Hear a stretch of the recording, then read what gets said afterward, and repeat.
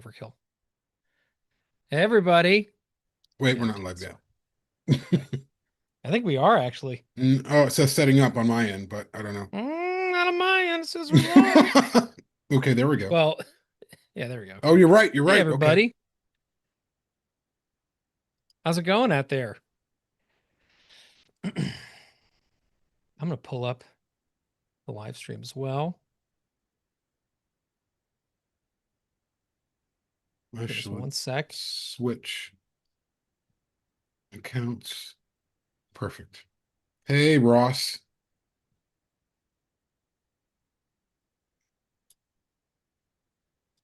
What up, Dead Dark? Hey, Ross. Hey, Max Machine. What's up? All right, we're about to get started here. We're just getting our ducks in a row. This is actually the first time we're doing this as kind of a regular I episode. It's know. a big day. It is a big day. Hey, I'm a All convert, right, by I'm the ready. way. What is Carbonated that? water, seltzer water. Oh yeah. You seen the light? I have. Freaking Will love a good has seltzer water. he has converted me. Nice. That's the Waterloo, right? Yeah, Waterloo. Yeah, those are good. Very They good. are really good. Yeah. My They're actually favorite really liquid good for death you has too, I guess. yeah, they have like antioxidants, right? Yeah. Liquid death, which I've been, an obsessive over for many years now, has changed the Liquid formula. So they have death. they have stevia in it, and it like ruined it. Like I can't drink it Oh. because Yeah, it's stevia is so awful. sweet now. And it's just like it tastes like soda, which is kind of defeating the purpose of having water in the first Mm-hmm. place. Anyway, this is the content people are here to see. Seltzer water talk. All right, you ready? Yep.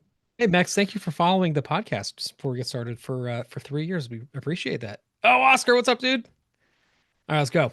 All right. Welcome to Perfect Organism, the Alien Saga Podcast. I'm your host, Jamie Prater, and I'm joined by my co-host. Patrick Green, what up, man? How you doing? It's been a good 4 weeks off from the alien Earth craziness, and we are rested and centered, and we are ready to get back into it. I feel like if I had like a blood pressure cuff on, by the end of those live streams, it would have been like off the charts. And right You would have now been I can dead. feel it. I'm like, I'm like, everything's okay.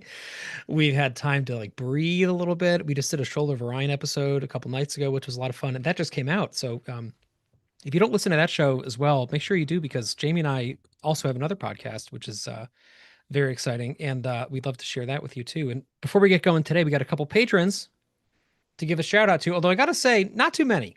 We we haven't had a lot of new patrons since Alien Earth ended. And if you would like to hear your name here, and would also like to help us out and get tons of access to new stuff, please go to patreon.com/perfectorganism, or you can just go to our site. You can search for us on Patreon. We have tons of new things. We're actually about to record an episode about weapons, not just like implements, but the film that came out that Zach Kreger directed. And that will be recorded tonight and it'll be out for the 20th. We try to release at least once before the 10th of the month and once by the 20th of the month. And we often do more than that, but at a bare minimum, you get early access, ad-free PO episodes, and at least two extra episodes a month, which is kind of cool. And we could use the help. So we'd love to have you. And our new patrons since August are Alan Bartalik, Justin Baker, Brazen God, Benzoro, Danny Abassi, Peter Hoskin, and just today, in the middle of the night, Adrian Johnson, who is working on a really cool music project, and we've been talking, and I've been getting to hear it, so that's really cool. Please join him if you want to. We would love to have you, and I'll hand it back to Jamie. Yes, and for those who do um, support us on Patreon, your names will be in the producers list for our next audio drama, which is releasing on Alien Day 2026, which is crazy to even think about. It's like already time to be getting ready for that. I know. We're going to be It's casting for nuts. that in a few weeks, which is Yeah, but crazy. we had a couple weeks to chill, which was very good. We did. We did. Today's episode really is about the director of the next Alien film. But before we get into that, we really just kind of want to talk about where we're at. You know, there's been a lot going on. I would say that the Alien Earth coverage was pretty amazing, wonderful, dramatic, traumatic. We're all over the place in terms of, we're not gonna really talk about how we feel about the show. We'll get into that at another time. But how are you feeling, Patrick? I feel About good. fandom and everything. Yeah, I feel better than I did a couple weeks ago. I think we go through this. every single time. And I should point out, because I haven't since we started recording, we are doing this episode live on YouTube right now. We have a bunch of friends in the live chat, which is awesome to see. And we're going to try to get some of your comments in here. But this is the first time we are switching formats to keeping that after show live thing going with our regular episodes now. So you're going to hear this also as a podcast episode. We're going to go back and edit it and clean it up and add cues and things. But we're also recording it live, and we're doing this just on a Friday afternoon, and we just went live and we had some people join. So if you want to join that, make sure you subscribe to us on YouTube, and also go ahead and hit the notification bell icon, because that will give you a heads up when we're going live. And the whole point of doing this, like literally the only reason we're doing this, is because we had so much fun during the after shows, having all these people in there, and so many people that we were friends with for a long time, some new friends, some patrons that we, hadn't ever interacted with directly before, but also just random people on YouTube who just saw the show and wanted to swing by. And we really loved it. Jamie, Andy Perry, everybody who was in those had a great time. So we're kind of keeping that, that rolling. And one last announcement. Sorry, the housekeeping is all over the place today, but Micah Green, my wife, is now officially part of PO as well. She's going to be a contributing host, and she's helping with social media. And it's great because she's, been a guest many times. She's also part of the team for Shoulder of Orion, and she always gets great feedback. And Nepotism. she's a Nepo baby. I'm kidding. But It's we're great. Really, we really love Micah. I her. love Micah. Yeah. Yeah, don't love her too much. I'm just kidding. No, we're really excited that she's yeah. Anyway, so without further ado, today we're kind of just taking a little bit of a step back to chill and kind of discuss, as Jamie said, where we've been and also where we might be going. And in terms of like how I'm feeling, getting back to your question, I feel way better than I did a couple weeks ago. I really feel like we go through this thing when anything new comes out, where there's always a level of just fighting that happens. And sometimes it's not that bad. I feel like when Romulus came out, because it was so it wasn't like totally well received, but enough people I feel like agreed that it was a solid film and had enough of what a lot of people were looking for, that I feel like we didn't get too much of like the encampment issue that we get into. But when Covenant came out, it was like complete disaster in terms of fandom.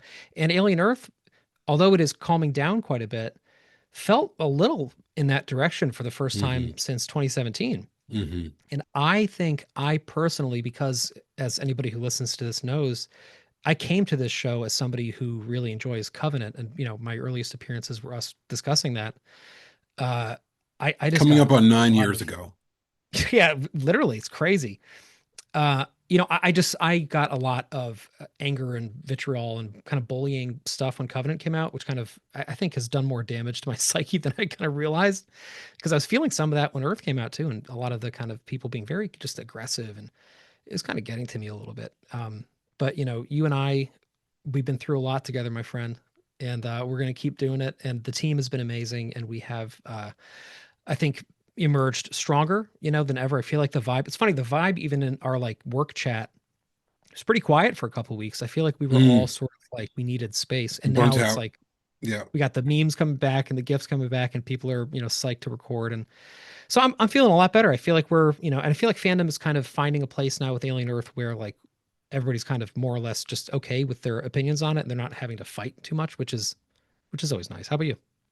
Yeah, I'm feeling pretty good.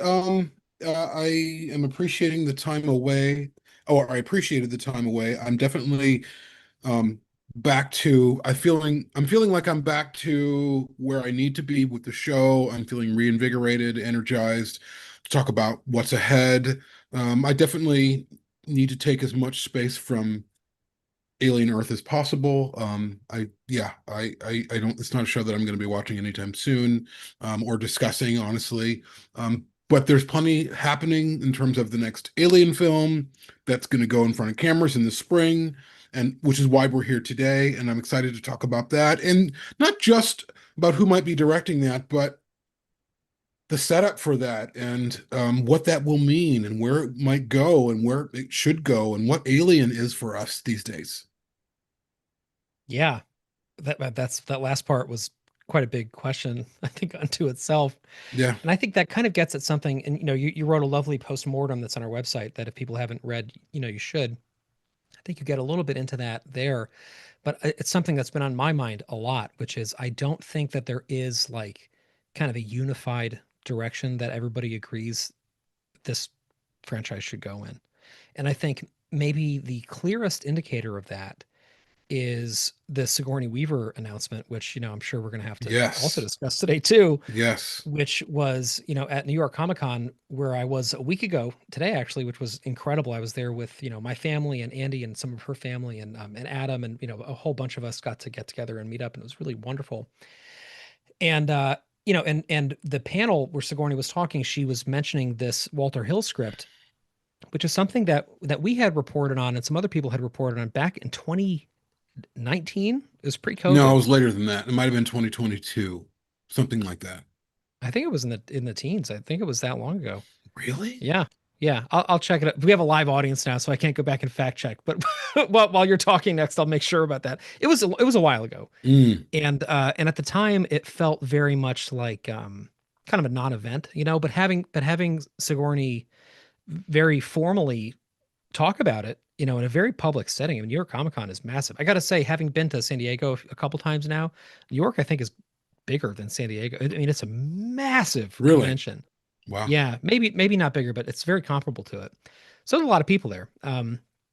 And Sigourney, as kind and diplomatic as she is, also definitely knows how to capture a news cycle, I think, when she Mm, wants to.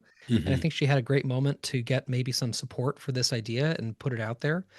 And it got people talking. And the reason I'm talking about this right now is because it got people talking in many different directions. It was not received in some sort of uniform, this is what fandom wants or doesn't want way.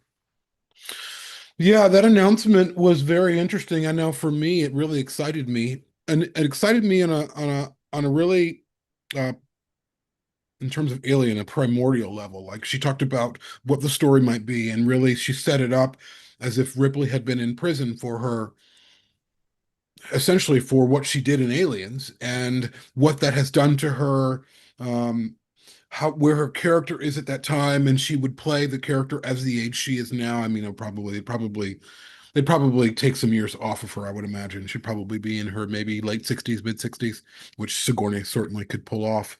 But I loved the idea, honestly, that a story is really based on like the human experience, and it really excited me. And but also it's Ripley, so and that's a hard thing. We've had this discussion many times. I love Ripley, and the idea of seeing her back really excites me. But should we see her come back? Probably not. Will that project get made? Probably not. Maybe. I mean, I think it's slim, but I definitely think Alien right now it's a crapshoot, man. This is not an easy IP to create in. It's not an easy IP to write for, and I think, as we'll discuss, what I think probably is miring Alien, even when it's working, is the writing, is the lack of attention to detail, like the scientist and the protocol and all of those things that were paid heavy attention in the original trilogy seem to be with new writers and directors. They seem to not be thinking about everything, and they're moving quickly, and because they're moving quickly, and then they're also spinning like this is what this is and this is what this should be, and bringing expectations in there for fans, and then fans feel like that doesn't meet those expectations of that the directors say, and it's a really frustrating place to be. And as excited as I get every time there's something announced, by the time it's done, I'm just kind of like, oh, okay, all right. There's some things in it that worked for me, but I don't love it all around. Um, yeah, it's just an interesting, complicated time, and I am not. How do I say this? I'm not envious of the next director slash writer. I mean, I know that the Not script's at been all. written for Romulus too, but I it's going to take some magic to really create something that general audiences love and fans love, like 85% of fans love. I think we're also seeing this phenomenon happening where, so you look at Alien, right? That was really Scott was given not quite free reign to do what he wanted, but kind of like the leash was very long on that movie. Mm, And and Brandywine was pretty chill overall on that. There wasn't a lot of like kind of control freakiness going on there, and Fox seemed to just be writing checks. Like they were really not particularly invested in, I mean, the timeline, of course, was an issue, but there wasn't a lot of micromanaging. And I think as we've gone on and as this intellectual property has become more valuable financially, when it was clear after Aliens that this was never going to be just kind of a B movie thing, like this is forever going to be a great film series now because there's two totally great films in it. I think now everybody has a stake, right? So the bigger these projects get and the bigger the budget gets, the more people believe that they have a right to say what happens or what doesn't happen. And I think a lot of the time, and I really think with Alien Earth, this was a case study in this. I think the bigger the budget, the harder it is to maintain some degree of authorial control over the product that you're putting out. I think, and I've been doing a lot of thinking on this. I think Noah Hawley's timeline was definitely a studio decision because I think he wrote this to be happening after Alien 3. Mm. And if you look back at interviews that he did 4 years ago, 3 years ago, he really was talking in that direction. And that's why we all assumed this was a pre-resurrection post-Alien 3 series. And then it wasn't until like 2 years ago at the latest that he started discussing this timeline being different. And then of course, we started seeing conflicting things in the news about it, and it started becoming this, it felt like somebody kind of stepped in and changed something. Who that was, I don't know. But I think that's an example. I think the studio and perhaps Ridley Scott and other people who are affiliated with this amazing franchise start trying to exert control over it, and it starts pulling it apart. And I think Fede not directing the next Alien Romulus is another very clear indicator of that. And we've heard conflicting things from different people on why, and it's kind of unclear exactly what happened. But it seems, and I think we're in agreement on this, that there had to have been disagreement creatively about what direction to take certain things in. Whether that was with Ridley, which I think a lot of people like to assume it was because his personality is not the easiest to root for sometimes, or whether it was with Disney, with the studio, with 20th Century. I think Fede managed to get a largely successful, financially very successful movie, and critically mostly successful movie, and in terms of fandom, mostly successful movie, out the door, on time, and make money on it. And I think that was probably a really hard task for him. And I think he probably doesn't want to go through it again because, again, the more success something gets, the more people want a say in what to do next. Mm. This is something that I think has been affecting more than we realize in Hollywood. I really like, I've been thinking a lot lately about the last time I was truly wowed by something in theaters that was like a major release, right?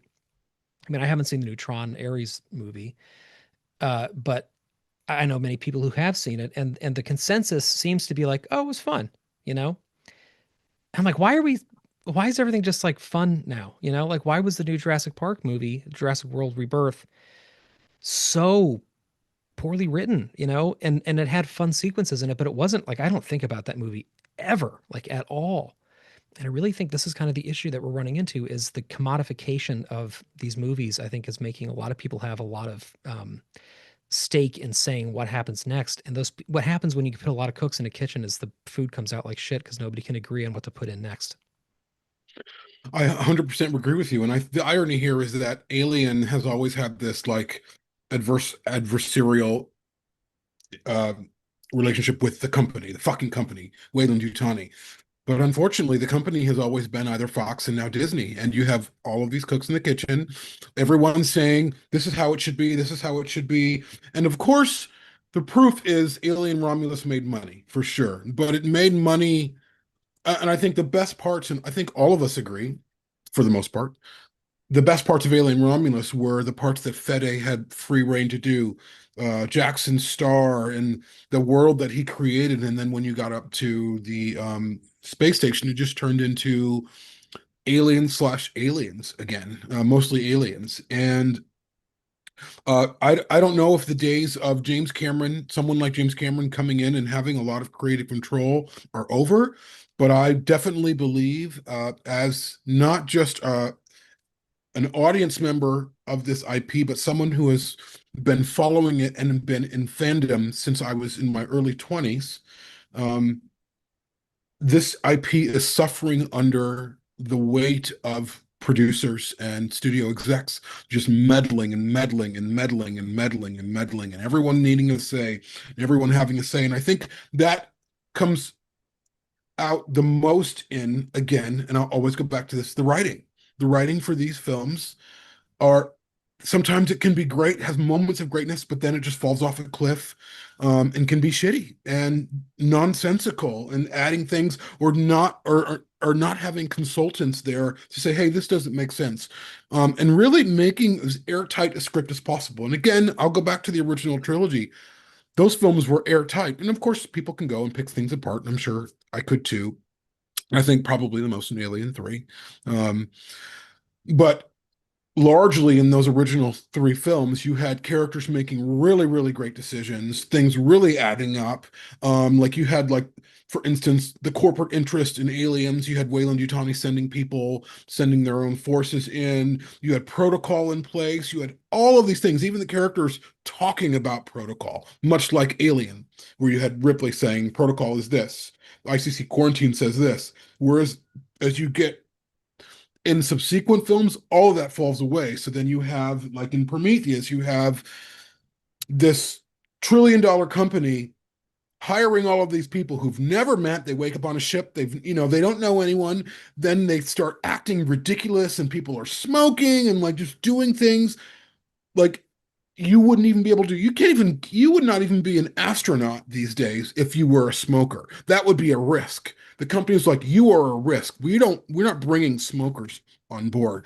But then, then you switch to Alien Earth and you see scientists drinking water and eating food and not being stupid in their labs. And these are supposed to be experts. And these are supposed to be people who have picked up these creatures doing some of the most inane, ridiculous things. And honestly, and I hope Fox or Disney 20th is listening, these details matter. These matter to the fans. Fans pick this apart, but also because alien fandom is so large, general audiences, most everyone has people that they say, he's my alien guy, she's my alien girl. And they'll say, hey, what did you think about this film? And they'll be like, I would wait. And so people will end up waiting. And I think, to Romulus's credit, it had such a small budget that even with people waiting, it still made a really, really great profit. And, I'm glad it did. It really reignited the franchise. But again, to move back to the writing is just falling away. The writing is just, they're just turning in these things so that they can make this profit, or not. And it's the IP, the integrity of the IP is crumbling, in my opinion. I mean, I don't know if it's crumbling. I think it started crumbling a very long time ago. That's I true. think, That's true. and I think for most people, like for example, at New York Comic Con, I met this one guy, very nice gentleman, who said, he has never considered Alien 3 canon. So anything that's happened Mm, since then for him doesn't count, because he just has never gotten over Alien 3 happening and is like still disappointed by it. And I think for a lot of people in popular culture, like that's kind of where they're at. Yeah, I don't know what the integrity looks like. I mean, that's part of the problem here, is this thing means so many different things. And maybe part of it is like the fact that the initial installments were all so diverse from one another. Like they were so different in terms of who made them, what the tone was, what the setting was like, that we have these early movies all the way up, the first four films, that are all like just really, really different from one another in a lot of ways. And I think people fall in love, especially with the first two or three, and kind of choose that as like, that's kind of my Alien. hmm And I hmm think they then compare subsequent installments to that, and they're like, oh, that wasn't my Alien. Like that's not what I count as being Alien. And I think we get in this trap where like what Alien is just means very different things to a lot of different people. It's Like true. case in point is the fact that episode 5 for Alien Earth is far and away the most popular online. That's the one that is gonna, I mean, that's probably gonna be at least The nominated worst for, if written not win episode some of the awards. group. Yeah. Yeah, the worst written thing I've ever seen Noah Hawley ever turn in, by a really big margin. And yet that's the one, if you ask people out in the world, which I have done, quite a lot of this, that's their favorite episode. I mean, people, just like people that I'm friends with, people that I'm family members with, like they loved episode 5. And back to Romulus, the part that for me ruined my first viewing of it with the "get away from her, you bitch" line, is like what many people that I talk to in the real world is their favorite part of the movie, and they say that like that's when they knew that it was great, and that was like that got their love for Alien back. So this is what I'm saying is like we have these very deeply passionate conversations about what Alien should and should not be, but it's not what everybody thinks. And I think the studio, I really think that's true. I really think the studio is usually taking the side of those people out there who do like some of these things that we don't particularly personally like. And I think that they're making things to speak to them. And then there's a push and pull between the people creating it and the studio who's releasing it. And the studio starts eroding some of the integrity and pulling these strings apart just to get it to feel more fan servicey or to feel more, crowd pleasing. And I always my favorite thing about the two things that are my favorite things about Alien Earth, one is the characters, which I still stand by. I think they're by and large I would amazing. agree. And two is I'm really grateful that it tried to be so thoroughly different and it was so unafraid of being in the shadow of Ripley or in the shadow of the previous films. It just really was just its own fever dream, crazy story. And I'm not surprised that the most people liked the only part of the story that was not a crazy fever dream, different thing. They liked the thing that was comforting. But I'm glad Yeah, that we had something that really tried something different. I would agree. And I think as you were talking, Patrick, I was thinking, well, and you were saying what Alien is very different for very different people. But I feel like there is a base level, and for me, that is intelligence. I think about films like Interstellar, how amazing that dialogue was, um, how airtight that dialogue was, how much input Nolan had in that script to make sure what he was doing is right. And I think when you write an alien film, you have to write it as if real people, these people really exist. As if, and I brought this up before in some other episode, you're writing a story. Say you write a story about, I mean, we've had Micah as, a main character in a few of our projects, but so let's just take her again. You write a story around Micah as a nurse. She's going to go in as a nurse in whatever story we're making her. So say she's a nurse on a spaceship somewhere. She's going to have all of the same protocols, wearing the right masks, gloves, sanitization, all of those things that you would expect a nurse to do. All of those things are found in the original Alien trilogy. The protocols. Yeah. This is what you do. This is what you don't do. And for me, in an elemental level, those things have fallen away from Alien.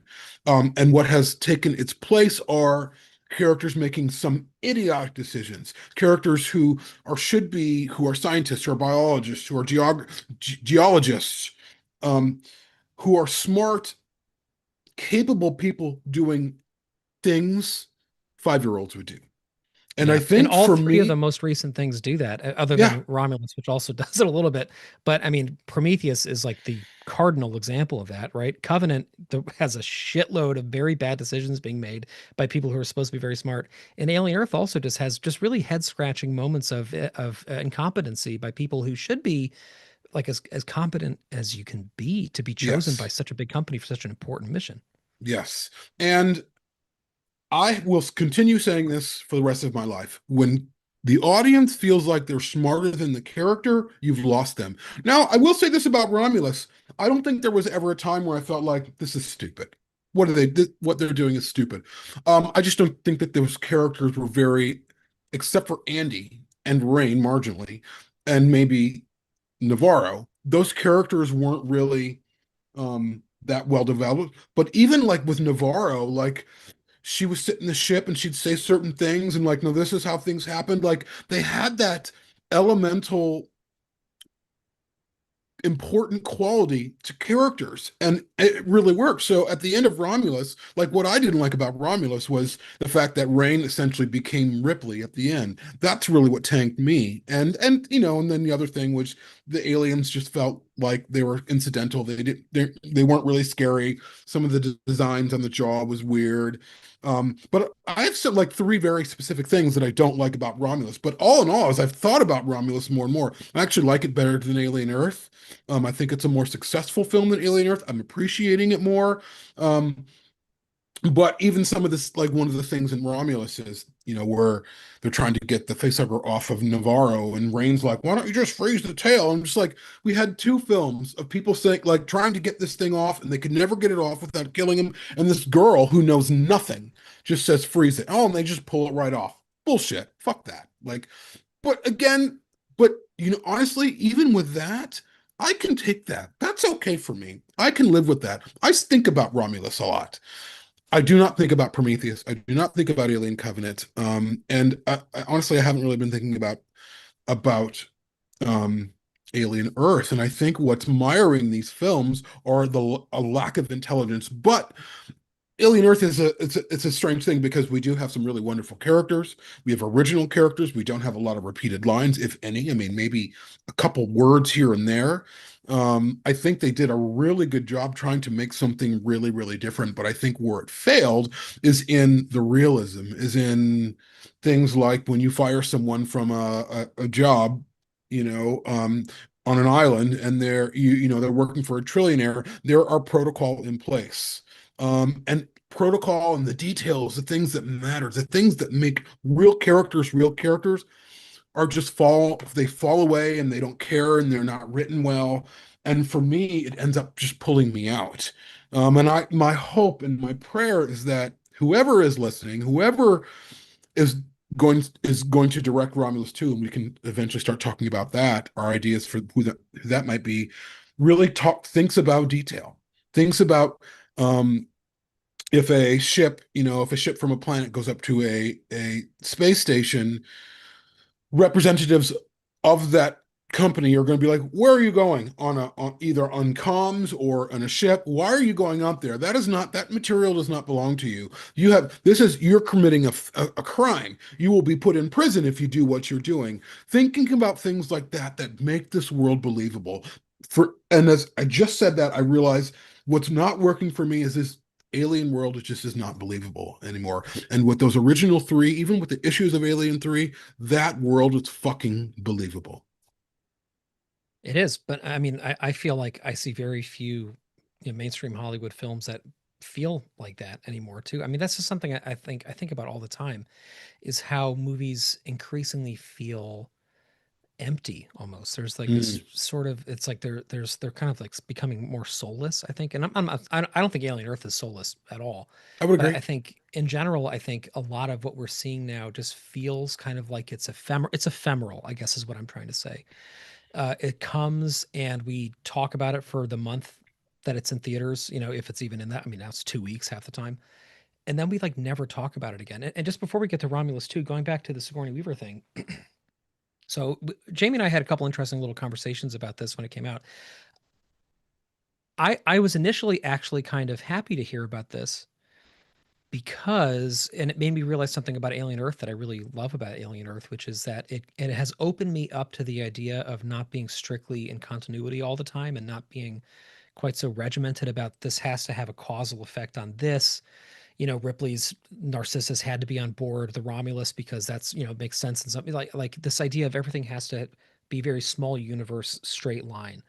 And I love how Alien Earth kind of ruined that for me in a way, which initially was my biggest hurdle with it because I was like, oh, I can't get on board with this thing that overwrites, the UPP and all these things that I just adore about expanded universe. And, some of that is also in the main continuity as well. And then I was like, well, this is coming out anyway. We had years to kind of prepare for this. And as we got more details about it, especially over the last year, 12 to 18 months, I started being like, okay, I guess I can either just be miserable about this or I can just sort of take it as a little piece of expanded universe, fiction. And we've talked about this before, you and I have a very easy time in general with that because I read so many of these novels and comics and things. So I'm just very used to the idea of things like not quite lining up perfectly and but seeing Alien through a different lens, which is something I really, really actually love. So I looked at Alien Earth basically as expanded universe, and that got me excited about it, and that kind of got me through it, and I think that's great. But what that also did was it opened me up to this idea that I think I've been kind of neglecting, which is that we can have mainline continuity, Alien films continuity, that are not slavish, that are in a way. It's funny because I actually hate Joker, the Todd Phillips film, but I like how it's just sort of unapologetically its own semi-related continuity to what happens and everything else, but it's really kind of just its own take on it. maybe this Ripley thing could be that. It could be kind of its own self-contained what if scenario where we don't have to explain it. I mean, because then of course like the obvious answer becomes, oh, Alien 3 and everything after that was a dream sequence. She got concussed or something, in the dropship at the end of Aliens when LV-426 detonated and she hit her head, or something weird like that, right? But I hope that that would not be where they would go with it, and I don't think it necessarily would be. The reason why I've come around the other side of now not really liking this idea and kind of hoping that it doesn't happen is because I've been thinking about how frequent that is a phenomenon in other franchises, especially over the last decade, right? And I feel like Halloween is a great example of that. So I'm a huge fan of Halloween, the film series. And when 2018 came out, I thought that was great. I was really happy with it. And to me, I was almost like, oh, I guess this kind of requel idea can work where we can bring these characters back and kind of tell new stories and it can make sense. And then what do they do is they came up with two sequels to it, which were by the end of the third one, just laughably horrible. And then I looked at other things where this is happening, right? And not just in terms of horror, because of course this is also happening with the new Scream movies and things like that too. But just in all these other aspects of popular culture, we have characters being kind of dragged back for one last mission, or to mentor somebody, or to show the ravages of time. And the worst example of that I can possibly think of is Terminator: Dark Fate, and that Mm, was touted at for the dark same. I fart. mean, Dark Fart, and that was like in terms of the press and in terms of fandom, that was talked about in the same kind of energy that Ripley coming Mm, back has talked about, where mm. it's like, oh, this is how we're going to do it right. We're going to bring back these really special elements from early on, and that ended up being just disastrous.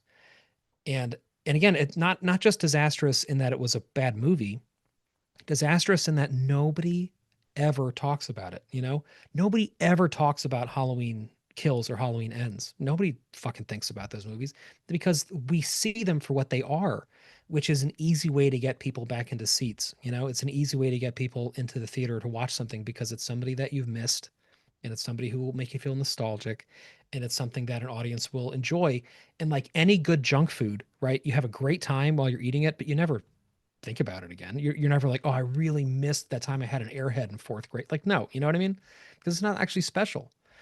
The things you really love, I mean, at least for me, a lot of the time, the food, in terms of food, we have a couple of chefs in the chat right now, actually. What a Oscar and also Mex Machine. Food that ends up meaning a lot to me is almost always food that I didn't know I was going to have such a strong feeling for. Like Mm. it's when I tried something new, or somebody made something for me that I wasn't aware of, or I traveled the world and had food in Nepal where, I would never have tried this under other circumstances because it's not available here. And then I tried it and I fell in love with it. To me, like that's what a great film does. A great film shows you something you didn't know you really, really needed. And then because of that, you can never forget about it. And that doesn't happen when you get junk food.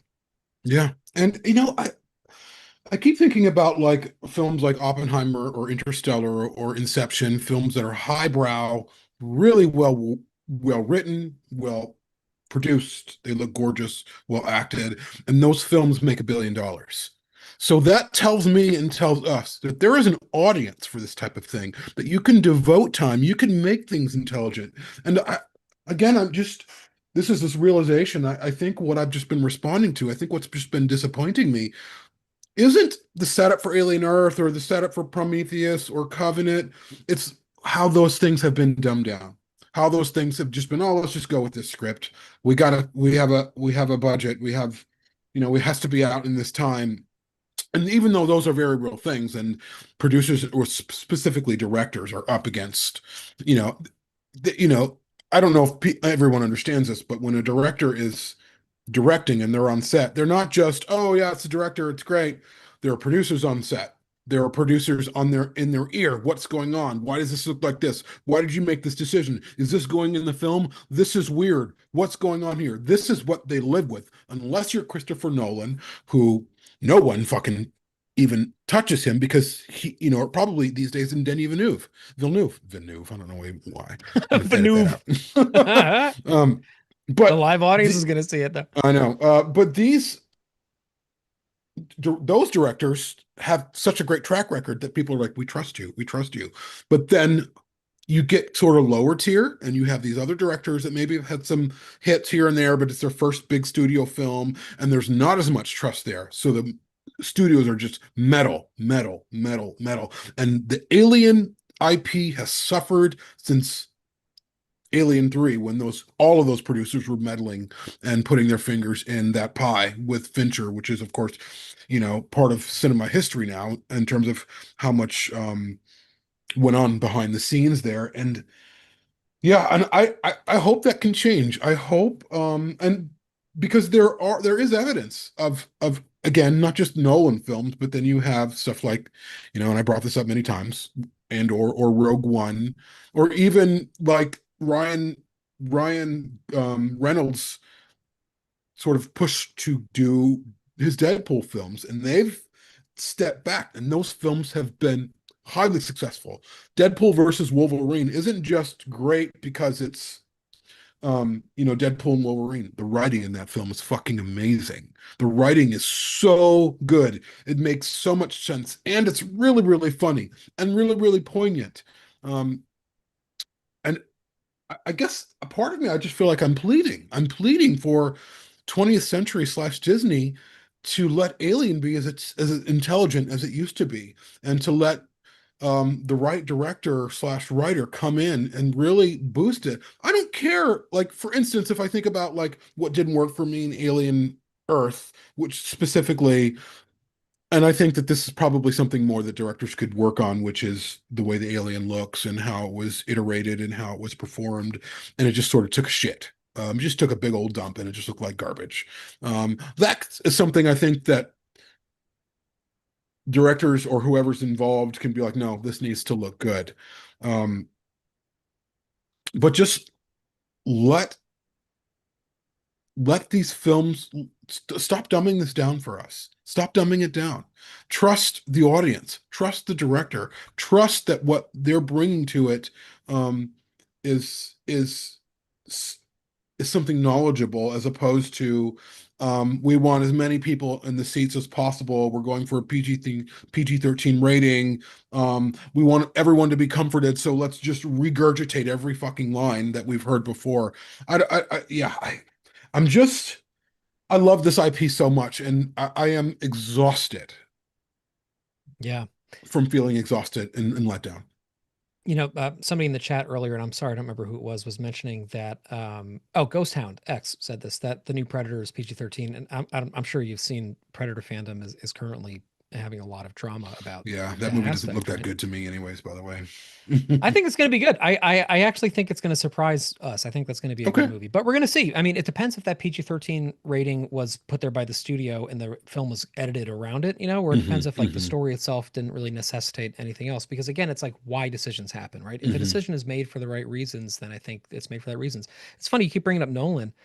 Like, I mean, he left Warner Brothers because they didn't let him do what he wanted, right? Like Yep. that's a great Yep. example.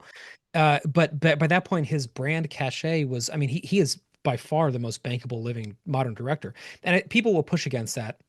Be like, oh, Spielberg is a name you can sell a movie on. People do not go to Spielberg movies 1/10 as much as they go to Christopher Nolan movies, because Christopher Nolan movies make tons of money.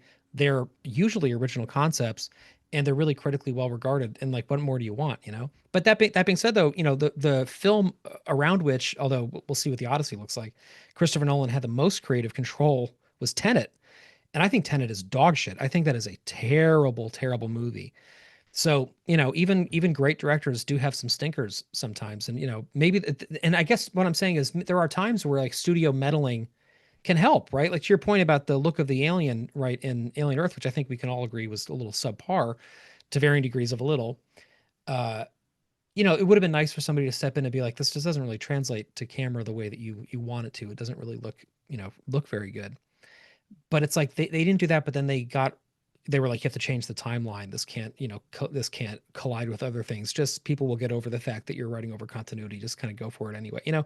So it's just interesting. I mean, this franchise, for what it's worth, has never been shepherded in anything remotely intelligent of a fashion. I mean, this thing has just been freewheeling for nearly 5 decades. Like we've had happy accidents and we've had masterpieces and we've had a lot of crap, and we have a fandom who can't agree on what direction to go in, and movies that also can't agree on what they're actually about half the time.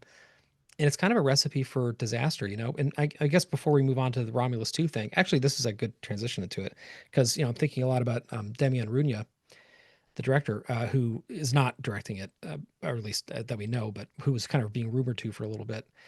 Is, you know, you look at a movie like Terrified, or even more than that, When Evil Lurks, which people should really watch. It's spooky season. If you haven't seen When Evil Lurks, do it. It should be on Shutter still. Uh, Incredible movie, super upsetting and really well done. What'd you say, That is a Daddy's movie head? that, no, I said Sorry, I'm just talking about that's right, oh, oh, Demian oh, oh, oh, Runya oh, yes, yes, yes. with Sorry. When Evil Lurks. Yeah. Yes. So that's a movie where it looks like it was shot on barely any money. I mean, it's all outside location shooting. It's very subtle, and it's very just disturbing. And that movie gets in your blood and you can't stop thinking about it. So if Alien somehow is given space to do something like that, then I think we have a recipe for success. I mean, there's no reason we have to keep blowing the budget up higher and higher for everything. Alien Earth did not need $250 million. You know, I think that we could have done a lot more with a lot less, because when you have less, you make much more strict decisions about what to do and what not to do. Hmm. I have always said, as a creative person myself, that having like limits in place is the greatest engine for creativity you can possibly 100%. ever have. There's a reason why, you know, you have 88 keys on a piano. There's a reason why, you know, there's any good instrument or any good color palette or any good anything comes with limitations, right? And when you, I mean, look at a movie like The Lighthouse, right? Like that's a movie that had about as many limitations as you can put on something. It was black and white. It was shot in a film format that essentially doesn't exist anymore. It was filmed entirely in an accent that they had to figure out, even through research, how to replicate, using clothes and equipment that were literally period appropriate for whatever 140 years ago. And that's an amazing film that does such wonderful, unexpected things with the tightest possible strictures around it. You know, I think, to me, a great next step for Alien is hiring somebody who wants to do that, who says, like, give me $40 million of a production budget and give me a year, and let's see what I can do with that. Give me 35 million marketing budget, you know, maybe 60 million shooting, 30 million, you know, marketing. And like, let's just keep it under 100 million total and keep it very small. Let's have a cast with like 6 people total in it, where it's a very small story and it's very contained and it's very practical, and everything is not lit all the time, so you can't see the suit. And you can just tell a really scary story. And that's why, in terms of who should direct the next one, I keep going back to the Painter sisters, who did the Alien Alien Ore Ore. Yeah. short, which to me was like so far and away the standout from those 20th century shorts that came out. I mean, I get 8 years ago or something now. I think about Alien Ore all the time. I still watch that one a lot too. That was like such a tight, contained story. It's like 8 minutes long and it feels like a full movie. The characters have very little dialogue, but they all feel completely real. They make normal decisions. Sometimes they make bad decisions, but that's kind of the point, is people do that sometimes, but not everybody makes bad decisions. You know what I mean? They're also not And scientists and highly paid. You know what I no, mean? yeah, they're minors. Yeah. They're people like, what do you call it? People of the earth. What's that called? What's that? Like minors. Yeah, yeah. They're like Yeah. blue collar. Yeah. Right. Yeah. And that's a great format for a movie. You know, give me the descent with aliens in it. Like, what more do you want? You know? Yes. Because in that context, I mean, what I'm saying is like an elevator pitch, right? Because they always say you have to make sure you can market a film with one sentence. Descent with aliens does not mean you can't have great characters or really intriguing philosophical things to ponder. You know, Alien is Jaws in space. It's also a profound movie and a deep meditation on the human condition and what we're here doing and why. Like, it says amazing things, and that's why we're here 300 something episodes later still talking about it, right? You can have a simple setup and do amazing things with it. It's a lot harder, I think, to have a setup like there's this megalomaniacal trillionaire who's transferring consciousnesses into, you know, synthetic humanoid hybrids, and there's also, you know, this island. Like, the bigger the setting becomes, the bigger the ideas become, the harder I think it is to do them in an honest way, you know? And that's not to say Alien Earth doesn't, because again, I mostly like Alien Earth quite a lot, but there it definitely feels like it's trying. It's like it's becoming amorphous as it goes on. It's becoming a little bit too big. The stakes are becoming a little bit too unclear. The motivations are becoming a little too nebulous. And if you watch it again and again, you see a lot more of why things happen, and it does hold up. I guess Alien Earth, which I have rewatched, I think holds up really really well. But most audiences are not going to do that and go back and be like, oh, this is why this decision happened. That, people aren't really watching for that. So to me, like, yeah, Alien Ore, I think, is a great example of what I think a successful next Alien film would be. And there's no Ripley in that. Yeah, again, Patrick, you hit on something that I think is really important, and I think it's what interested me in Sigourney's in her panel, and she's talking about this. Can I just correct something that I said? Sure, Sorry, before you went, it was the Spear sisters that directed Alien Ore. I think I said something else for some I reason. think you The said Spear Sear sisters. sisters. Yeah. I said something weird. Anyway, sorry, Spear sisters. Go ahead to Sigourney's panel. When Sigourney started talking about what it has been like for Ripley as a whistleblower in prison, it's just this small little story, and that really, really touched me. And again, I'm not saying that this movie needs to be made, or if it should be made. Maybe it shouldn't. Probably shouldn't. But it's these small little things, and when it gets bigger and bigger and bigger, those stories are harder to tell. That's why Alien is so wonderful, because it is so contained. These are really contained stories. And again, I'm open to Alien being many things. But I'm open to those things needing to be intelligent. And I think the bigger these things become, the less intelligent. And I think, again, that's the most egregious thing about Prometheus is, as gorgeous as it was, as interesting and amazing as those ideas were, they were in an architecture that was written so poorly, so terribly, so dumbed down, written for like TV. And I feel like Alien really blossoms in the small story. It really, really does. And one thing I think before we move into directors, which I'm excited to talk about, you need a director who is interested in the creature itself, in the beast itself, that they see it as something that is scary. They see it as something that continues to be scary, that you put this thing in the dark. And we've had two a show and a film where initially, a little bit in the beginning, the xenomorph was pretty scary in the beginning of Alien Earth, and then it just digressed into something that was just ridiculous. And but it came on the backs of Noah Hawley saying he was going to remystify this thing. And by the end of it, at least for me, and I think for a lot of people, it was like, remystify? Yeah, You've it's the opposite. you've Yeah. demystified this thing so much it's just a stupid toy that people can pet, and it can come up in broad daylight in front of all these other people, and people are like, "Oh, what's this thing?" Like, stop this. Stop this commentary. Stop saying what you're doing and let the audience make their own decisions. And honestly, Fede did the same thing. He went on about member berries. You don't make a movie with member berries. And then he delivered a film that was based entirely on member berries. That most of the dialogue, 90% of that dialogue, is member berry dialogue. It was dialogue from other films. That has to stop. It has to stop. This commentary from these creatives saying what they're doing, saying their intent. Now, maybe that is their intent, but I think they need to keep that to themselves. Now, well, what I do give Fede credit for is when people saying, "Well, what does this film mean? What is it trying to say?" And he was like, I'll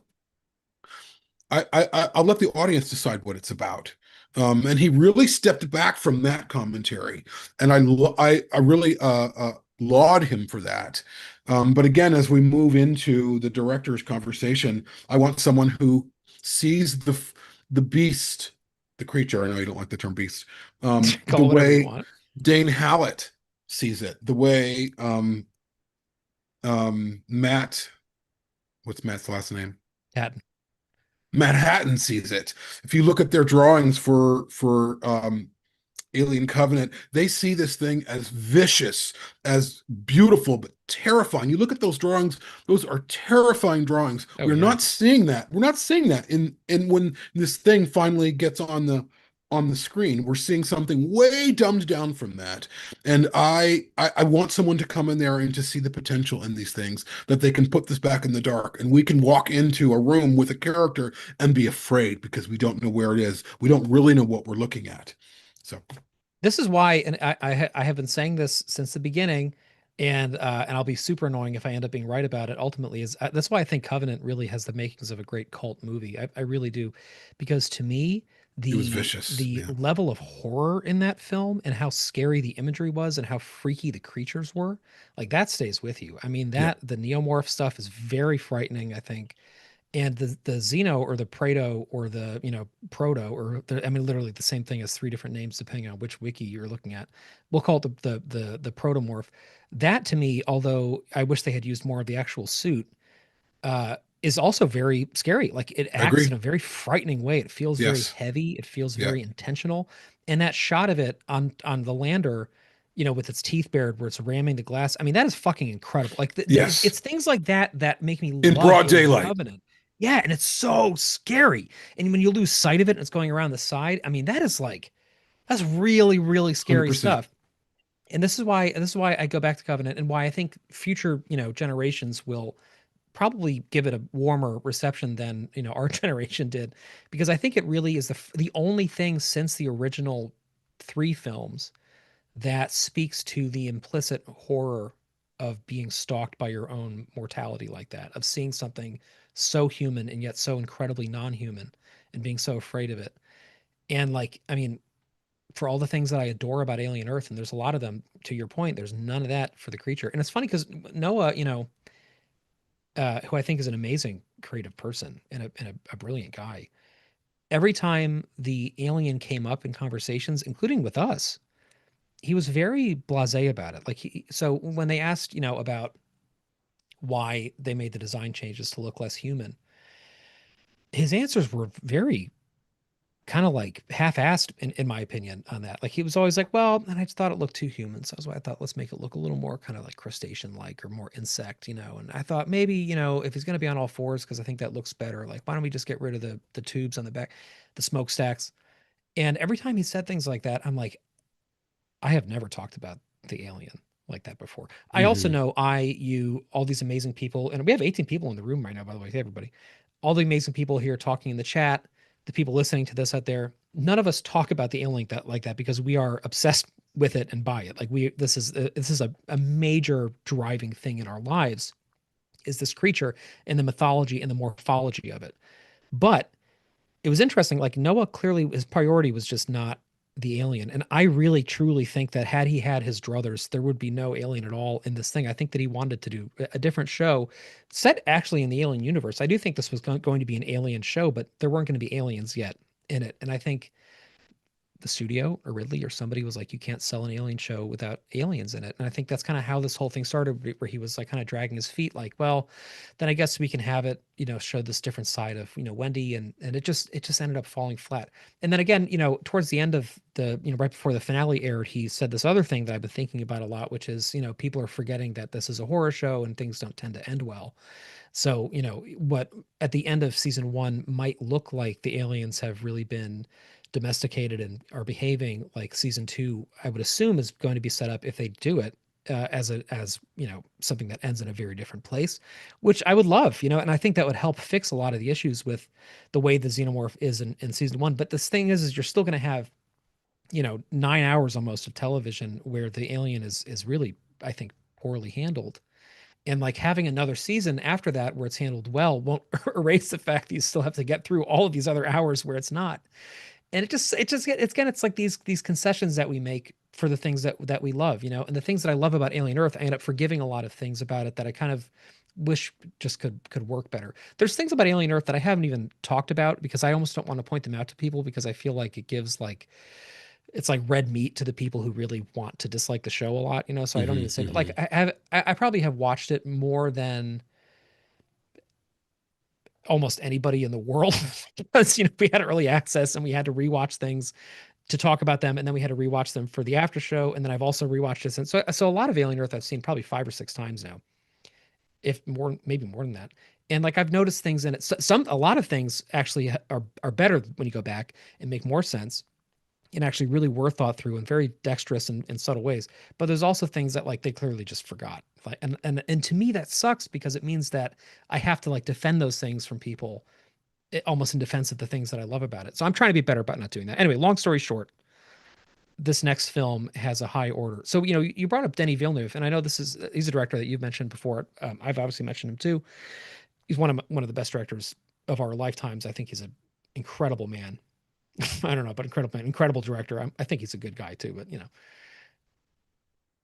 I don't think he would be a good fit for an Alien movie, honestly, at He all. might not be. I think he's a great director. Would he do a bad job with? No, obviously, he's a fucking genius. Like he's going to make a good movie. But I think that the language of film that he speaks is one that has a lot of. I'm going to say something that you're going to push back on. So I'm getting that out there now. Poetry in it. So I would Alien agree with deserves that. poetry. No, I'm saying you're going to say that Oh, so Alien should also have visual poetry in it. But let me clarify what I'm saying. For Denny, a lot of the poetry in his films are they take a long time to kind of emerge and they're very slow. hmm And I love that. I mean, that's hmm literally hmm my favorite aspect of his movies is how slow they are and how the characters kind of very gradually emerge into who they like. There's hmm nothing hmm simple. I do think that the structure that Alien tends to take is hard to sell to audiences like that. Like I think I would agree. there's a lot of baggage. Okay, so you didn't push back. I think that there's a lot of baggage with audiences where they at this point they're so like acclimatized to what an alien thing is going to look like and feel like, and what the story beats are going to be, and what the tropes are, and what the iconography is. That I think if you give them something that really does not play into that, I think they're going to reject it. I think you and I might love that. I mean, to me, like that is perfect. Give me something totally unexpected and different and play against my expectations and take 3 hours and tell a very slow story where there's like not even any xenomorphic anything in it until the end. And then when it does happen, it's so scary and cataclysmic and amazing. But like, give me a lot of time. Audiences they don't want that, you But know? here, let me push back on that just for in this Oh, there way. is a pushback coming. All right. Yeah, well, just in terms of, and I think you probably agree here though that 20th century slash Disney slash Fox have always been circling around Alien and aliens, but let's just focus on aliens. That movie's 2 hours and 17 minutes. That movie is full of amazing, dynamic, smart characters, and the tone moves and the pacing moves, and people make rational decisions, and but they're faced with irrational circumstances. And this company keeps circling this movie, but they're not making it. And I'm not saying making it like make Aliens again. They're not allowing these characters to be made. They're not allowing the writing to be as good as this. They want Aliens without doing the work that Cameron did to make Aliens. So, what do you want here? Do you want something that just looks nice and makes you money, or do you want something that can do both? Because they can do both. And I don't know at this point if 20th Century is willing to do it. If they're willing to say, let's, because you can have an intelligent, I mean, Oppenheimer made $1 billion, it's 3 hours long. Audiences are smart. I don't need a 3 hour long alien film, although I would take one. I mean, we also just got 9 hours, 8 hours of Alien Earth. And honestly, I I just can't talk about that show. I'm not interested in talking about that show at all for 6 months. I have zero interest. Like I think about it. And I'm just like, ugh. Not because I think it's horrible. I don't know. I don't know what's going on. I don't want to talk about that show. Nothing excites me about that show at all. I think about Romulus and I get excited. I think about Covenant and I get excited. I think about Prometheus and I get excited. I think about Alien Earth and I'm just like, I don't want to talk about it. Anyways, I progress. You can have aliens again and again if you let someone tell an intelligent story, write an intelligent story. And I'm still, even though Fede is not directing Alien Romulus 2, whatever they're going to call it. Hopefully they don't call it Alien Romulus 2 because none of the Yeah, except I've been for thinking about Alien that. Like, 3. because we keep using that, and every time I do, I'm like, ugh, Yeah. It that's wouldn't be bad. called Alien Romulus 2 because they're not on Romulus. It's going to be called Alien whatever planet they're going to or whatever. Yeah. Um, oh my God, I just lost my point. Oh my God, it was important too. Um, And we got people watching oh, okay, I live. got it. I got it. So I am concerned about how quickly they came together with the script for Alien Romulus 2. I am concerned about that. I don't know if you can make a really good script. I don't think Fede and his co-writer are the best writers. I think evidence is Alien Romulus in terms of them just relying on every line that came before. Now, here's the caveat. Perhaps there was the studio saying, why don't you just bring back these old lines? Just use these old lines. People love it. Let's do it. Maybe that's the caveat. I don't know. So I'm going to give Fede the benefit of a doubt here. But I'm still concerned about the script, that the script is not in good enough shape. And I hope usually when they bring in a new director to direct an existing script, they give that director some creative Oh yeah. license to say, hey, let's change these things. They give the director the ability to rewrite, essentially, which is what most directors do when they step into another project. So I hope with the rewrite of this script, they can really go into it and dig into it and remove every callback and remove every repeated line and let someone write in something intelligent. I'm just dying for something intelligent. What speaks to me about Alien is its intelligence, the intelligence of Ripley. That's why I kind of pivot back to Ripley so much, is because she's a character we've never seen before, and not since.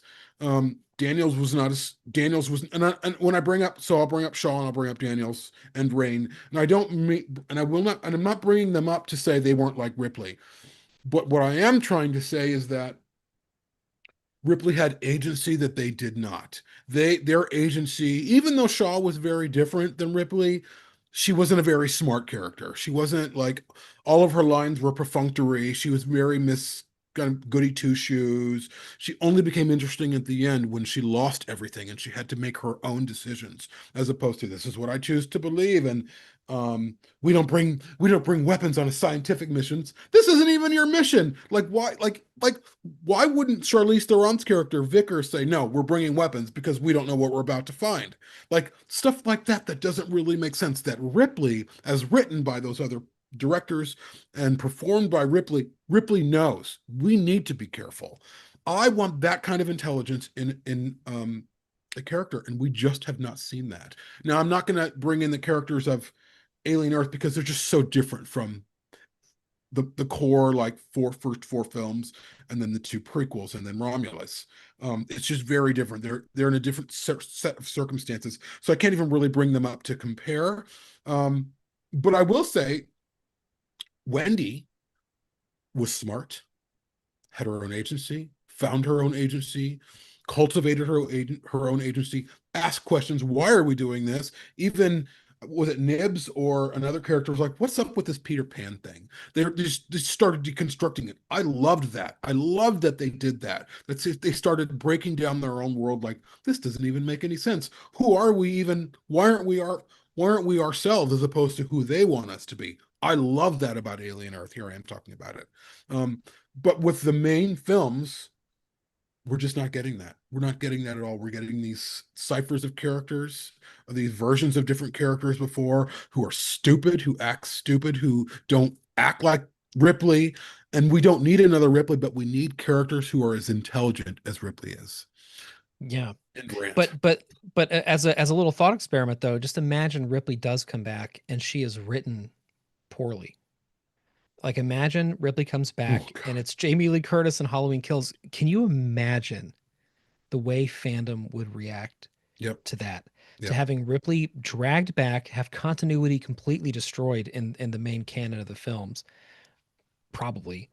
And then to have a movie that sucks where she is written just as basically, fodder for the audience.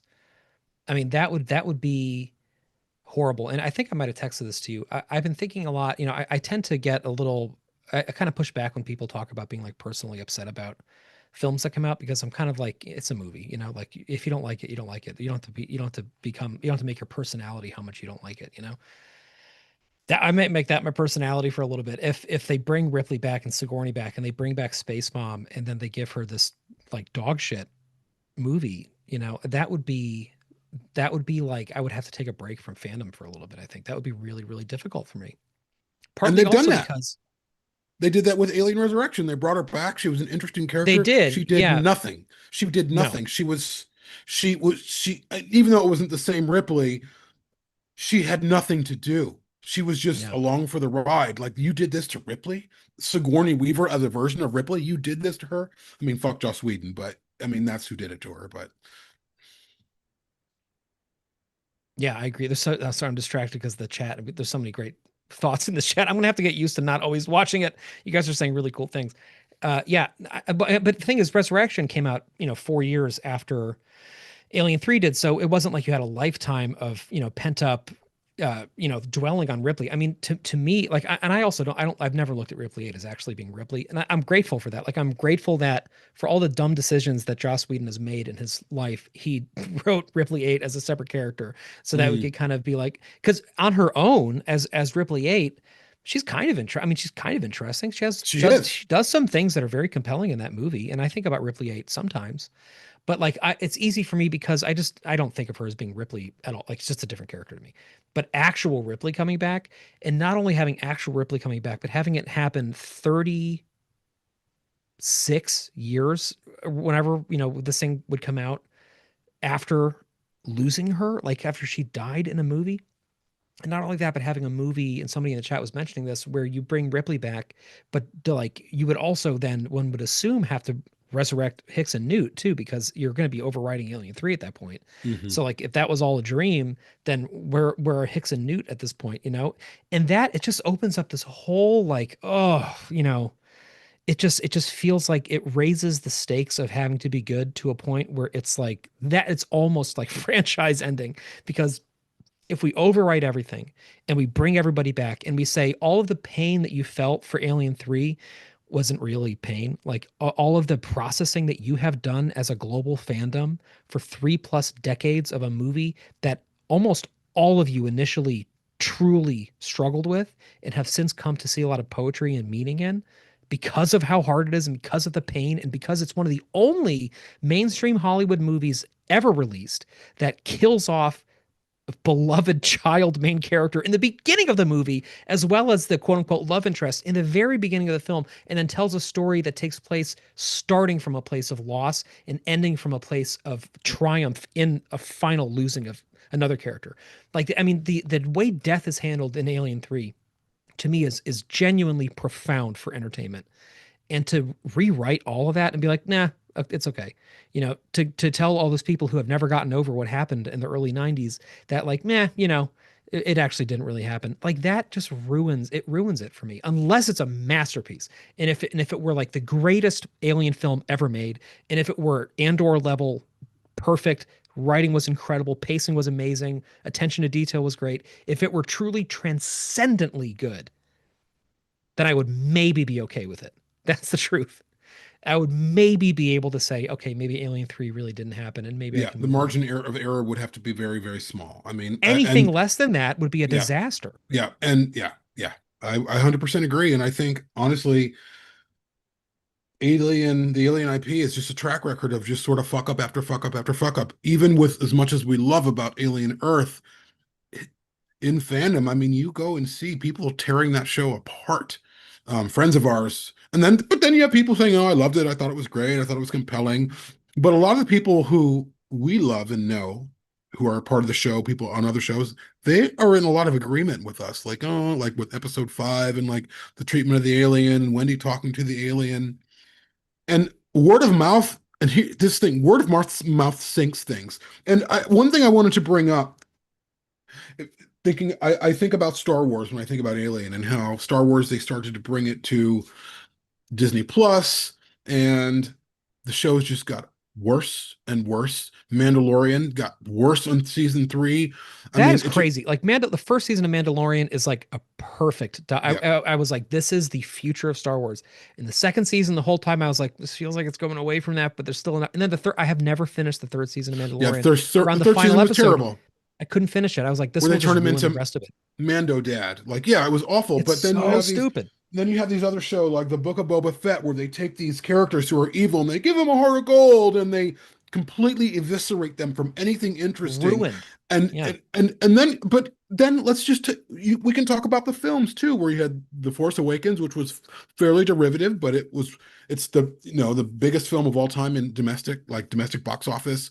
And then you had my favorite of the three, which still I can't watch the series anymore anyways, but um fans hated that movie. They hated Hated. it. It was torn Yep. apart.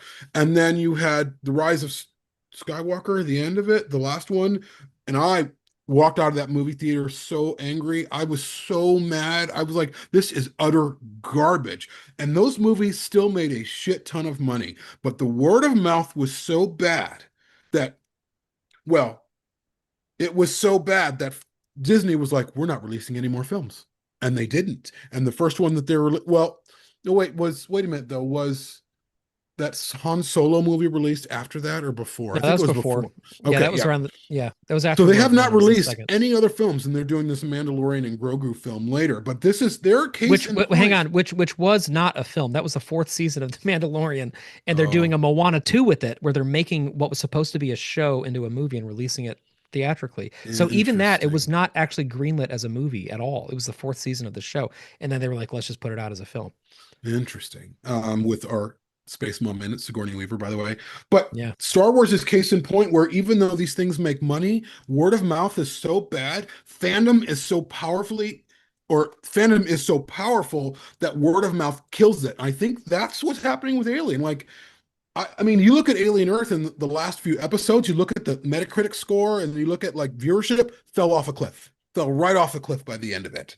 That is something to pay attention to, where people just, and many people were like, that last episode was awful. And, it was a cliffhanger.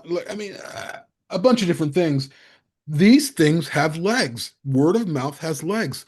And what's happening now with Star Wars is since Andor, there has been this whole new thing going on where they're trying to like reconfigure Star Wars and make it something better, and they're trying to stop the messaging with Star Wars. And I think that's really what weighed Star Wars down, was just this overt messaging. And people were like, just tell a story, stop telling us like, stop making it about this group of people or that group of people, just tell us a fucking story. And the messaging was so heavy on that show that people just blew it out the airlock, for lack of better terms. Um, and Alien is on that same trajectory. Alien is on that same trajectory. And unless someone is like, you know what, we need to make these films and maybe show if it gets renewed, which I'm not sure if it will. Something tells me it's not going to get renewed. But Alien needs to find its footing and go back to what they always walk around, which is aliens. Go back to the intelligence of, I mean, the dialogue in Aliens is amazing. Those characters, all of them working together, making the best decision possible. No one's stupid. No one's making stupid decisions. You have people like Burke who are making haphazard, like crazy decisions because they're out for themselves, and we see how that works out. If you want aliens, if you want a film like Aliens, then do it. Stop window dressing it, because that's all they're doing is window dressing it, and it's not working. But I think to move into the director, I think a great director for Romulus follow-up would be Alex Garland. Someone who is intelligent, someone who gets it, someone who has fervor for the series, who understands the series fundamentally. And we've been talking about this for years, he could direct the Oh hell yeah. out of an Alien film. Yeah, I mean he's always been my number one choice, like literally since 2017. Like since Annihilation came out, and I think it was 2018, I was like, that has to be the next Alien director. And Yeah. Alien is his favorite movie. He's talked about this a lot, and he's been approached about it a lot, and he has not done it yet. I think right now his heart doesn't seem to be in science fiction at the moment. Like he's doing a lot of non-sci-fi stuff, like a lot of real, Hmm. a lot of war and things like that. Literally, one of them is called War. But I think that was the name of that recently? It's called, yeah, No, it's it called was War, right? called the army one. It Warfare. was called Yeah. Warfare. Yes, yeah. Yeah, Warfare. Yeah, right. Yeah. So I don't think he's necessarily thinking sci-fi at the moment, but I would love it if he did. But Noah Hawley and Alex Garland are birds of something of a feather, in that they both believe in the power of like sort of subjective treatment of source material. So, as we've talked about many times, when Garland did Annihilation, he read the book and then months later, maybe a year later, wrote the film and never went back and checked the book again. And that was intentional because he was like, I want to try to recreate the feeling of what I remember from it. And Mm. as a massive fan of Jeff Vandermeer in the books, and somebody who's read Annihilation a lot, it's pretty amazing how different the movie actually is from the book. I think that they're actually equally great. I think that Garland did a different but separately brilliant job with his film. But Noah Hawley is kind of like that too. Like he's talked to us about this, he's talked to many other outlets about this. He's not so much concerned with capturing the exact right detail, for example, the Fargo of the Coen Brothers movie, but he's really after, what it made him feel and trying to kind of write around that. And I think that's why a lot of the things in Alien Earth that worked as well as they did happened. I think a lot of the, like we've talked about, the fear of, something being inside you that you don't have control over. Like that was something that in the other films was just a sexual element. It was not just a sexual element, but it was reproductive, right? And then in this one it was something almost metaphysical. It was something about like the soul, or the idea of like, what if what is inside my body isn't actually who I am, it's something else, Mm. or I'm in a different, like that. I think is brilliant. And I think part of why Noah Hawley was able to write something like that is because he is that kind of a writer. That being said, I don't think Alex Garland is going to hand in an Alien film that is a Romulus sequel at all. Like I think that he would not do well in that environment where the precedent for it is very member berry laden and very kind of comfort food. And I think that he would turn in something very different from that. And I think a lot of the audiences who really embraced Romulus as being something very comforting, something very fun to go see, in the late summer with friends, I think would probably not really like Garland's thing that much. What's funny is, everything that I've seen of Garland, which is basically everything, although I have not seen Warfare yet, I thought was brilliant. I mean, Men, I think, is an incredible movie, and I know people love. It's very trendy online to be like anti that film, which is fine. People can have their opinions. I think it's a brilliant movie. I think everything that I have seen of his, and his books too, which I've also read, are great. And I think general audiences disagree with me on that. And if you look at audience scores, Cinescore polling and things, he does not poll very well. People do not like, in terms of people being general audiences, Alex Garland's stuff that much. So we would have another kind of controversial auteur, doing his own very different spin on Hmm. Alien, and that could potentially be rejected by people. But I can tell you right now, that would be my favorite Alien movie since the originals. I can feel Yeah. it. I think how do you pronounce Damien's last name? Demien's last name? Demian It's Rugna, I think. Yeah, Runya. I loved his film. That's the only one I've seen. I think he would be a great director. It seems apparent that he is not the director. He is gone. He's made a point to say, "I am not directing this film," yeah, based off the rumor that actually we shared. I think he would be a great director. I think you want to find a director like Garland, um, who understands terror, who understands what terror does to people, who understands what it's like to be. Um, but of course, with Alien, what's always been happening with Alien is the monster in the room is never just the alien. It's more the human, or the human element, or the company. That's the monster in the room. That's the scariest part. Um, uh, yeah, I mean, to your point, I think Villeneuve would not probably be a great director for Alien. Although I do think Enemy was pretty scary in its own way, but yeah. it had a lot of psychological stuff going on, which I think Alien is also very psychological. Well, I think Um, I think Prisoners, actually, of all of his movies, yes, one of the yes, least science fiction of all of his films. I think that's a great, because that's a very tight, contained, very terrifying story that has, actually, now that I'm thinking about it, if that Denis Villeneuve still exists, like the guy who made Prisoners, if he's not fully, kind of in his own sort of path now, like the guy that made that movie, I think could make a great Alien film. I also, not to cut you off, I want to get back to your point in a second. I can't believe that he's directing the next James Bond movie. Like for some reason, that feels like such a weird fit to me. it does But seem like if a he weird pulls fit. that off, maybe he is a good director for Alien. Doing something out of Yeah, his comfort zone. yeah. I mean, I think Bond will be very challenging for him because Bond is a very specific kind of character. He's also supposed to do Rendezvous with Rama, which I think will be fucking amazing. I Yeah, just that's know it gonna will be be. amazing. Yeah. Hopefully that comes down. I mean, what is he, almost 60 now? He's 60 maybe. So the clock's ticking for him. I mean, he's still Well, Ridley really Scott's young. still I making know, shit. that's true. He's about to be Um, 90. I mean, and actually, it's funny you bring up that name. I think that's kind of the elephant in the room with the Alien series, and I think that Ridley Yeah. Scott's involvement is really holding the series back, and he wants to take credit for when it's good, and he wants to walk away when it's not good, um, or if it's a mixed bag. I think it would be incumbent upon 20th Century to really limit his participation in the next Alien, whatever. I mean, Ridley's got to be coming up on 87 or 88 this next year. He's pushing it.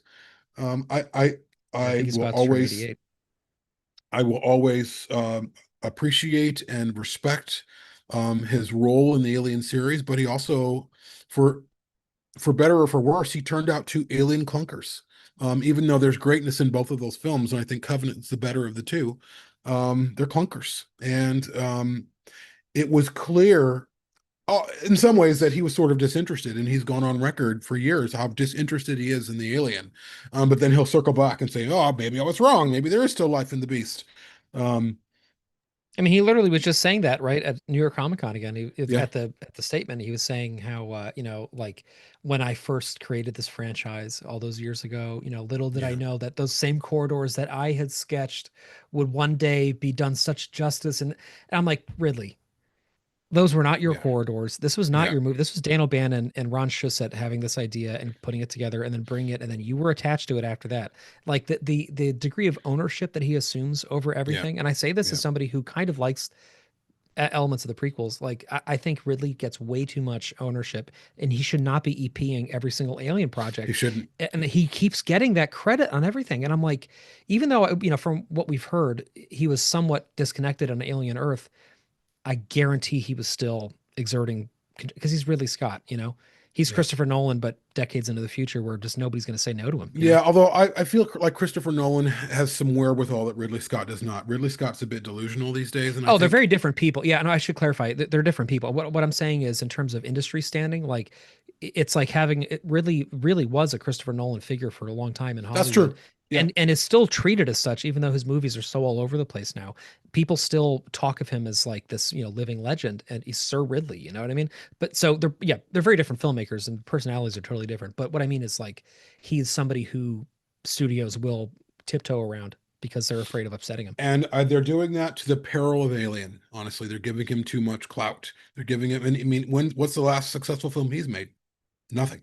I mean, he made Napoleon or Gladiator 2, and those films flopped. They were bombs. I mean, millions of dollars, hundreds of millions of dollars down the drain for these films that made no sense. Although I Did think Gladiator Napoleon, 2 make money though? I think I don't Gladiator 2 think made so. money. No, it did No? not. I Okay. looked at I the didn't know. numbers. It was pretty much a flop. Um, at any rate, I'm just trying to think of like other directors who might be a good fit for this. I think Fede Alvarez Unchained is a great fit for Romulus too. Of course, that's not going to happen now.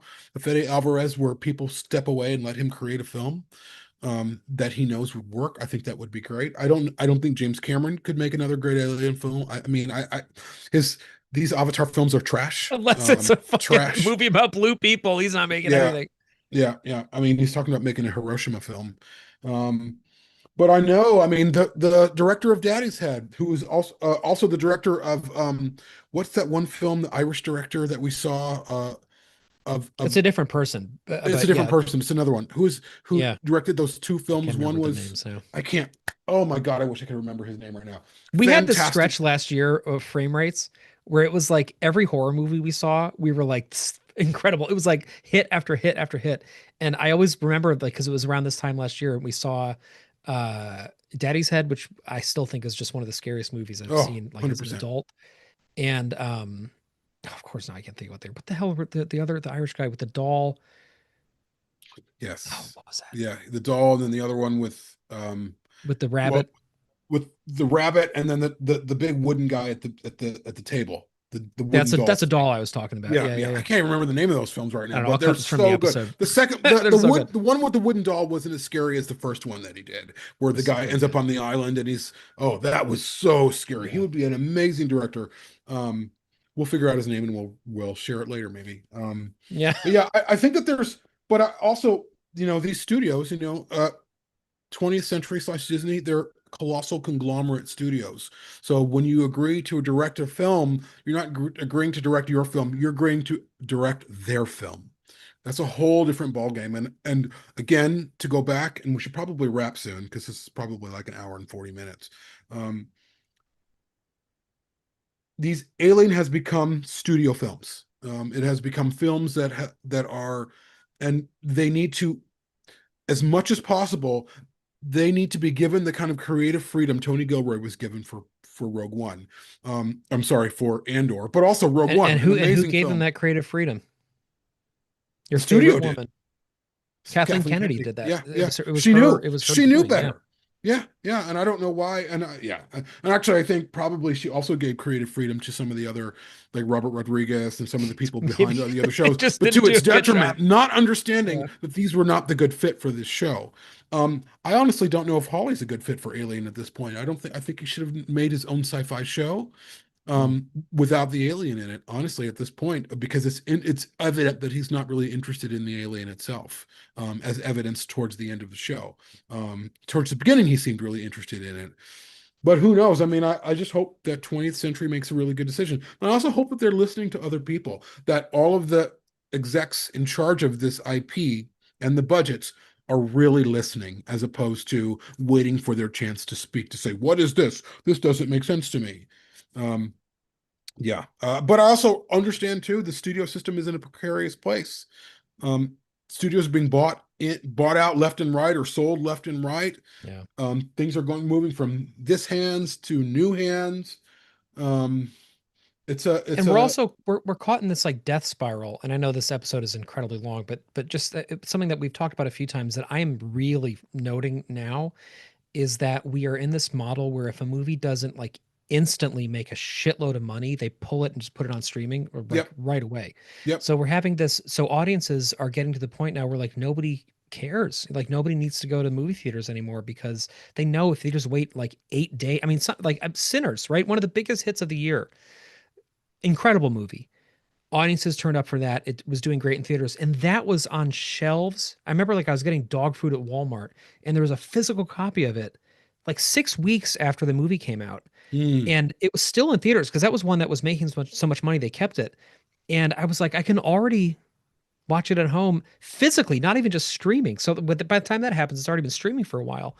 So like this is just it's a cycle that is not going to produce good fruit. Like this is it's really true.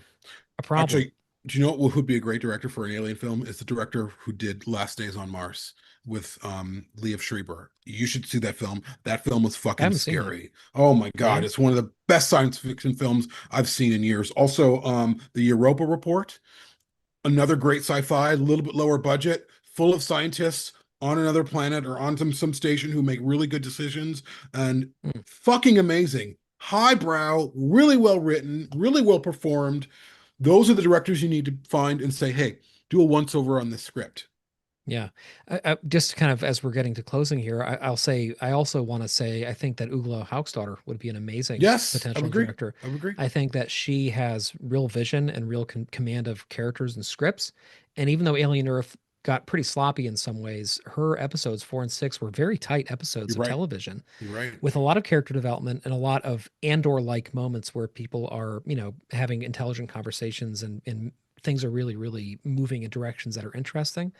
And just talking to her when she was on the show, I was really struck by like this lady really has a command of like how to make a good story.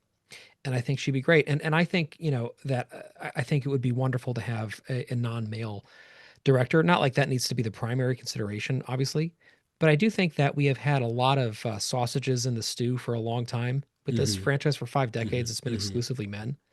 And it's just worth noting that this, in so many other ways, was a pioneering, uh, created a space for women in science fiction that was largely kind of forgotten about. And Ripley really pioneered that. And for something that is so fixated on, powerful women characters, often to the detriment of story, because they kind of becomes the only reason somebody like Daniels or Shaw or Rain exists sometimes. We never get a female director. Like we never have the story told from that lived perspective. And Hmm. I'm not saying that because women make better directors than men or something. I'm saying it because I think that perspective is important, and I think that lived experience brings different meaning to things. And I think maybe part of why the Alien franchise can feel stale sometimes is we're getting a lot of kind of the same, middle-aged male directors making Yep. everything. And Yep. it could be cool to kind of shake that up and try something very different out. I 100% agree. 100% agree. Yeah. Anyway, thank you so much for listening to this Thank epic you, everyone. episode. Thank you everybody in the chat. This has been great. We're up to 20 people right now, and the Wow. conversation has been amazing. I'm still struggling with getting distracted by it because I keep looking at all these great points. I'll be better at it for the next one. But if you want to join, again, make sure you subscribe on YouTube, hit the bell icon. and join us because this has been a lot of fun. We usually record at night. I'll just say that right now. We almost always record these episodes at 9 p.m. Eastern US time on Wednesday evenings. This was just, kind of a makeup because we had a Shoulder of Orion to do earlier in the week. So normally that's when you'll find us. And we'd love to make this part of like the rhythm of your, week. We record every other week, and it's always that Wednesday night at 9. And it would be great to have friends join. One of my favorite things growing up was movie nights, and it was this tradition that I had with all my high school friends, where every single Friday, no questions asked, one of us hosted a movie night. A lot of the movies that I talk about now as being foundationally important to me came as a result of that, of just the rhythm of like getting together with your friends and sitting down and watching a movie from start to finish without falling asleep or eating, just like watching a film together and then talking.